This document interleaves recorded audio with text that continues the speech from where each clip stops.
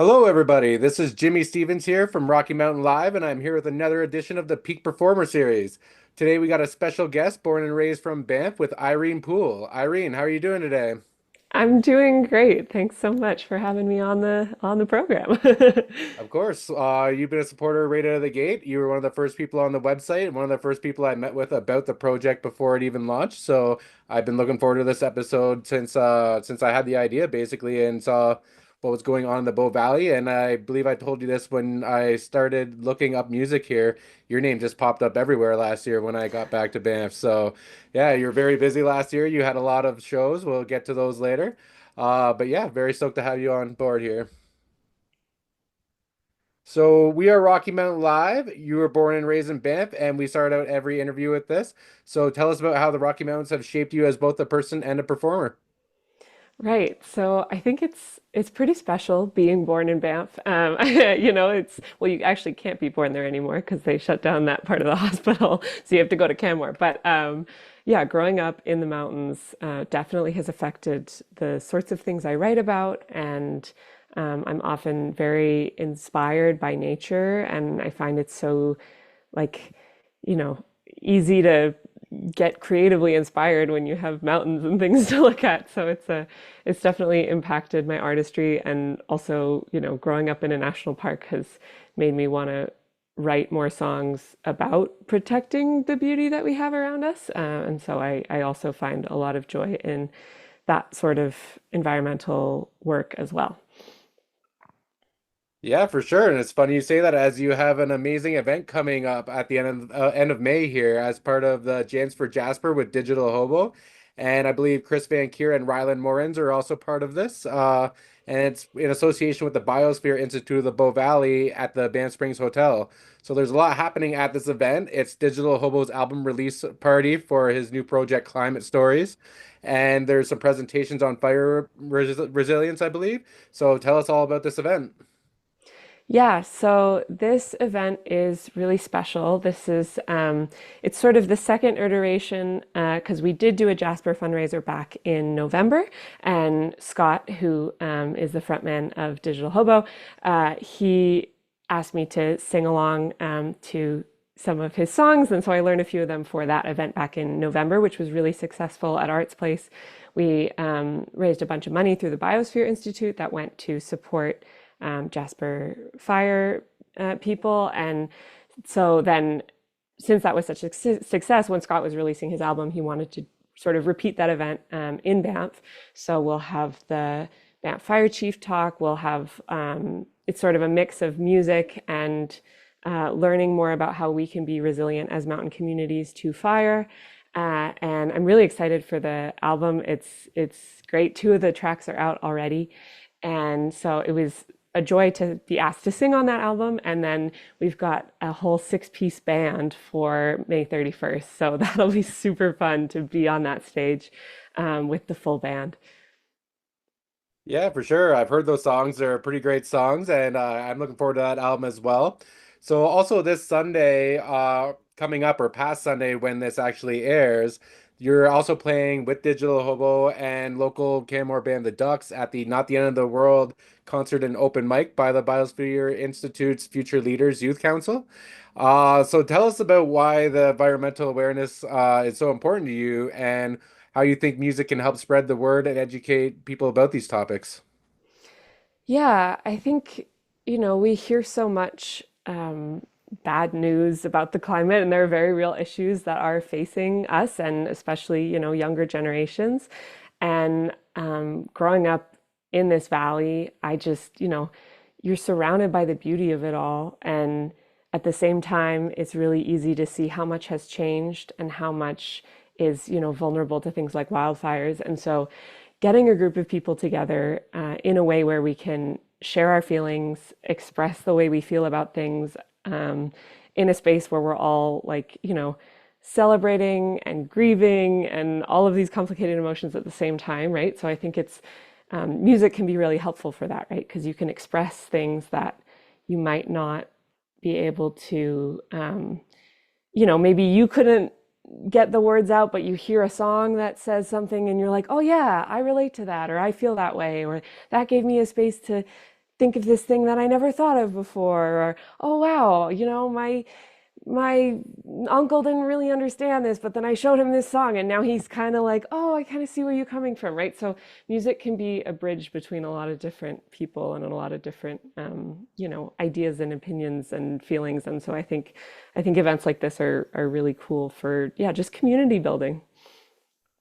Yeah, I completely agree. Actually, how I got started in the music industry was in Vancouver Island and Tofino area, and I used to put on concerts there, and I did a lot of work with Surfrider Foundation. So I bring the Surfrider chair onto my radio show all the time, and I hooked up a couple of my concerts I put on as fundraisers for them. So it's very cool to be here and seeing things like this happening as well.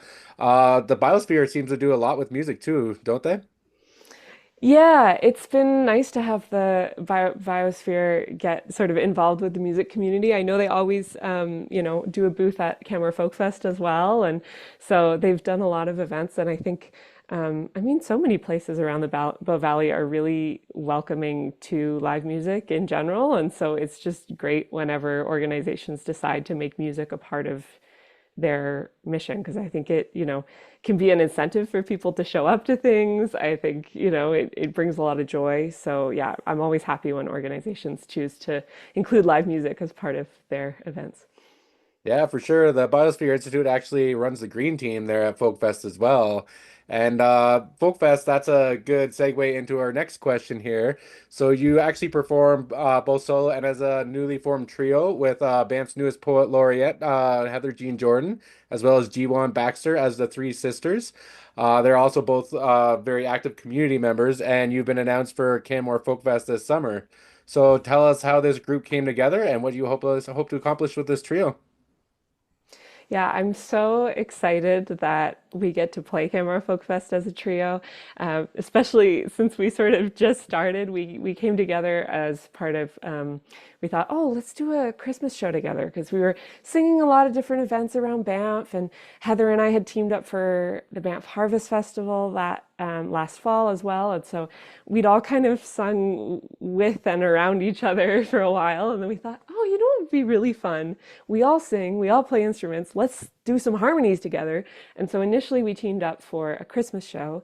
And then we booked a few sort of holiday gigs and had a lot of fun doing that. And then um, I think it was Heather's idea to reach out to Arts Place and say, "Hey, Arts Place, do you have anything in the spring? Do you have any, availability?" And so we booked an Arts Place show in March, and then we thought, oh, well, now we have to find what we're going to play that's not just Christmas music. So the good thing is both Heather and I have original songs, and then G1 has such a wide range of like genres that she loves to pull from, whether it's opera or jazz or classic folk stuff. And so between all of that, I think we've come up with a really fun sound that is really fun to share with people. And so we're headed down next weekend to the East Cooley Spring Fest in Drumheller, and then yeah, and then it's been really awesome to have the support of Canmore Folk Fest this year. I think that'll be a really, really fun weekend, as always. Yeah, for sure. I think there's a lot of Bow Valley locals going to that festival there next weekend. I've been talking to Mike Petroff and Noah Isaac, and I know that they're all heading up there as well. So that should be a good little show there for sure. hmm So we've already talked about a few artists and venues and resources already, but tell us who are some of the local musicians, venues, or businesses that have had the biggest impact on your career growth so far? Yeah, well, when I kind of got started, well, one person who helped me is Heather, who I'm in the trio with, because she actually taught me ukulele when I was like 14, 15, and sort of encouraged me to write some songs and play them at recitals and things. And so that was a nice little push to get going. And then also Gary Gonis, so supportive of live music, whether that's through open mics. Sometimes, he'd have me up to sing backup or play the tambourine in his band. And so some of my first gigs were upstairs at Mel's when it was still in the old place. And, he would let me open up with a few of my songs, and then we'd all sing the Hey Ho Ha's set together. And so I think like he's really shaped a lot of musicians' careers in this valley. And it's so great to have, yeah, people who just want to like make it happen. Yeah, for sure. You're not the first person to shout out Gary here. I actually met with him earlier this week as well. Yeah, great guy. And Yeah. yeah, he's just all about helping people get up on stage, it seems. So great person to have in the community for sure. So you also do a lot of solo original music and have a beautiful songwriting and performing style. Who are some of the major influences that inspired your style? Thanks. Yeah. I definitely always say that Joni Mitchell is a big influence because I just think her lyricism is so incredible. And so, as a folk singer, I think a lot of us have been inspired by Joni's lyrics. But growing up, I listened to all sorts of things because my mom's an opera singer, and in the house we had all sorts of records. We had a lot of jazz in the house, and we had a lot of sort of. Then I do musical theater as well, so I've got I'm really drawn to narrative storytelling. I find a lot of my songs are about telling stories, and that's definitely been shaped by like yeah, between kind of marrying the theater and then a lot of like classic folk singers, and yeah, trying to find my own style through that. Yeah, for sure. Well, you seem to have done a good job as you had a new album called The Mountains and the Sea come out last November. So tell us about the process of writing, recording, and releasing the album and how has it been received so far? Thanks, Jimmy. Yeah. The album, I'm so happy that it's out in the world because it really was a long time. I was saying, oh my goodness, I need to make an album. And so there are songs that are on that album that I wrote like 10 years ago and had kind of floating around. And then finally, they're on it. So it's really, and then it spans, all the way up until pretty recent to when I was recording, which was the fall of 2023. And so I went out to Nova Scotia to do the recording with a great recording engineer producer, John D.S. Adams, and he and his family used to be in Banff. So we sort of met when his family was out here, and then I thought, oh, well, I need someone who's like really great to record this with. And plus, I have a sea shanty on the album, and I thought, well, what better place to record a sea shanty than out by the ocean in Nova Scotia? So, yeah, we got some really great Nova Scotian musicians to play on the album as well. And so basically, I went over, did all my bits, and then everything else got layered in afterwards, which is sort of, I don't know, I feel like I learned so much doing this process because my first album, and I kind of really had no idea what I was doing. And even in the releasing of it, I'm like, I'm doing it all on my own. It's all independently released, all the songs written by me. I didn't have any like publicity plan or anything. I was like, all right, let me just put stuff out there. And so then it's been really great to see that it has been pretty well received. And, I've gotten some radio play, like CKUA has been super supportive. And I got a little local music profile on the CBC as well. And so it's just like, it's really nice to see that there is support for independent music, even though I'm like, yeah, I kind of don't know what I'm doing, but it's been really, yeah, people have been really like lifting up the album. So it's super great. Yeah, that's really cool. I think nobody really knows what they're doing until they do it, right? So you got Right. to learn as you go. So that's how I got into the industry. I just started putting on events and putting on concerts like, hey, do you want to come down to Tofino and play? And nobody says no to that, right? So Yeah, it's a great place. so yeah, it seems like it's been going good so far. And last year you played tons of shows. I believe I saw around the new year that you played almost 100 shows last year. How many was it? Yeah, I played somewhere, between 70 and 80 shows, I think, and that's just counting like music things, not theater things, because then I also did a few plays and things last year as well. So it was a very, very busy, yeah, busy year. Yeah, it sounds like it. And I ask all of our guests this question. So, what do you love most about performing live? Yeah, I think live performance is really central to what it is to make music for me. I think, recording is great and all, but like whether it's music, whether it's theater, I love being in a room with people and connecting and sharing an experience that can't be replicated again, right? Every time is a little different. Even if you're playing the same songs, there are going to be different people in that room who get something different from it each time. So I think nothing beats live performance really, because you never know what you're gonna find. Sometimes it's messy, sometimes things go in a slightly different direction than you think, but it's always like a super, yeah, super fulfilling experience to be live and connecting with people. Yeah, that's a good answer. So, say everything goes right for Irene Poole, what's the most fulfilling experiences you could have? Like who are the musicians and bands that you dream of sharing the stage with one day? Oh my goodness, that's such a big question. I feel like there's so much great Canadian talent that like I don't even know where to begin. I would love to do some more larger tours and like open up for some artists. I think that would be really fun. Every time I go to Folk Fest, I'm always like I meet somebody else who I'm like, oh my goodness, I'm so inspired now, right? So I feel like I'm always looking for new inspirations in Canadian music. Um, and I don't know. Like it's such a big question. It is a big question. Like who do you listen to right now? Who could you see yourself just like connecting with like on a tour as an opener? Ooh, oh man. Um, well, I'm trying to think of like who I'm listening to right now. Um, sorry, I was like not thinking about this question. I Oh, that's didn't all right. plan an answer.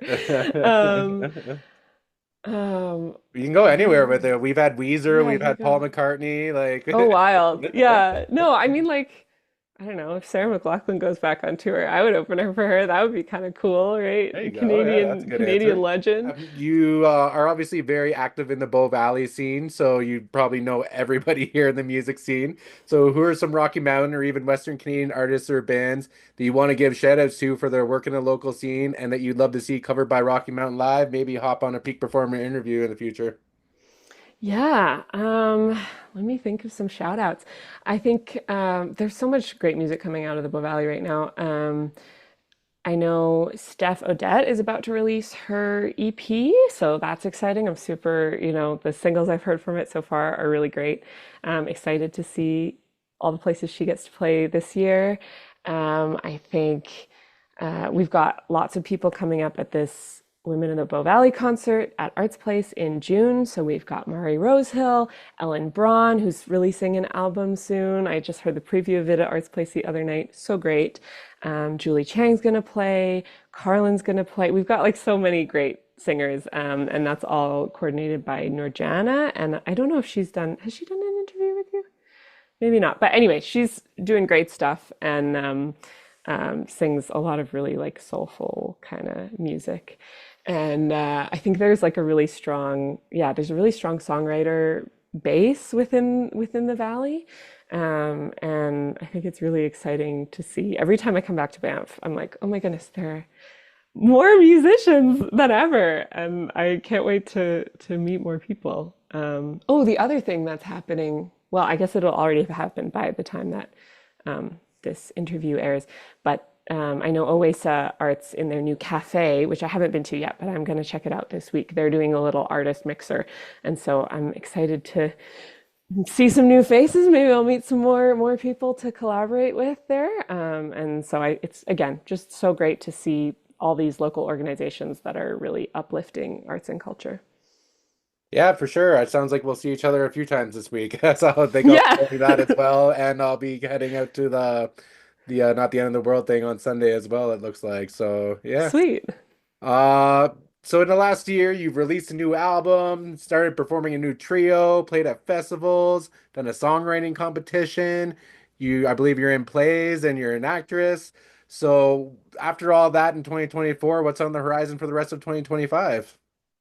Yeah, so I've got a few more festivals that I'm going to send in some applications to as well. So who knows? Like some of the summer is still yet to be determined, but yeah, really excited to play Folk Fest. I'm going to be up in Red Deer doing summer Shakespeare, so we get to dig my teeth into some more plays up there, which I'm really excited for. It's always great to be able to do both acting and music. And so I try to kind of not stay away from one or the other for too long. And so it'll be nice to be back on stage for a bit in June, July for that. And I'm doing a short film in May, so this upcoming month. And so I'm kind of like dipping my toes into a lot of different places. But yeah, hoping to do some more trio shows, keep the solo shows going. I'm doing Mother's Day brunch at the Juniper. If anyone's looking for something to do on Mother's Day, bring your mom up. I've got, I don't know, got to think of some more songs about moms. So if people have any ideas, let me know. Oh, that's a good topic there. There's lots of songs out there to choose from. I'll have to think about that one. So yeah, thanks for your time today. As I said in the beginning, you've been a really great supporter of Rocky Mountain Live even before we were even launched. So I asked everybody this at the end of our interviews as well. Why do you think this is an important project and other musicians, bands, venues, and music resources should all participate by uploading their profiles and events to the site and just engaging with us on social media? Yeah, it's great to be part of Rocky Mountain Live because you just get that much more visibility on all of your things. It's really easy to find all of the events happening in one place because I always find that there's like so much going on. And I'm like, I want to make it to all my friends' gigs, and how do I find out about it? But thankfully, Rocky Mountain Live puts it all in one place so you don't have to search too far. And it's just like also, you find other artists that you might not know are doing something similar to you. And I love the cross mountain connectivity of it all because I think there are a lot of things that organize within, say, Banff Canmore, or they organize on the BC side. But having something that connects all the regions, I think, is a really great platform. And so, yeah, I think more artists should put their stuff on there because it's really easy, and then you get more publicity, and it's great. Yeah, exactly. We're only going to grow from here. So that's the goal is I wanted the database to go from basically all the way from Calgary to the West Kootenays at first and then just keep opening more of these sites. And as we open more sites, we'll be able to include everybody's artist profiles into the new sites no matter where we open them. So yeah, that's the goal is to create this Western Canadian music database. There's already a site in Live Victoria as well and Kingston, Ontario that this is connected to. So yeah, that's a good answer, and that's exactly what we're trying to accomplish.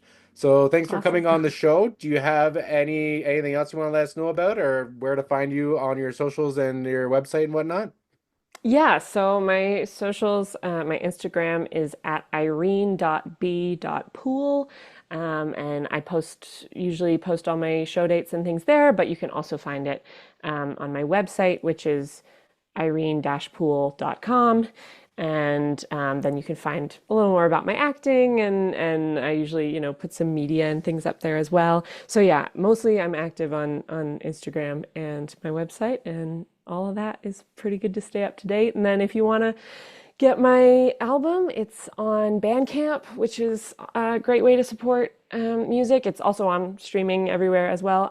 But then if you come see a live show, I usually have CDs for sale. So if you're more analog, come say hi to me and I'll get you hooked up with a CD. Yeah, I find that a lot of people are going to vinyl instead of CDs now. Like vinyl's coming back, and but I Oh, love a good yeah. CD. I'll always try to buy CDs when I go to shows. All right, well, thank you for coming on the show today. It was great. This will be a fun episode, and we'll be seeing lots of each other. I hope everybody else watching this interview sees an Irene show coming up as you got lots going on. So appreciate your time today. Awesome. Thanks so much for having me.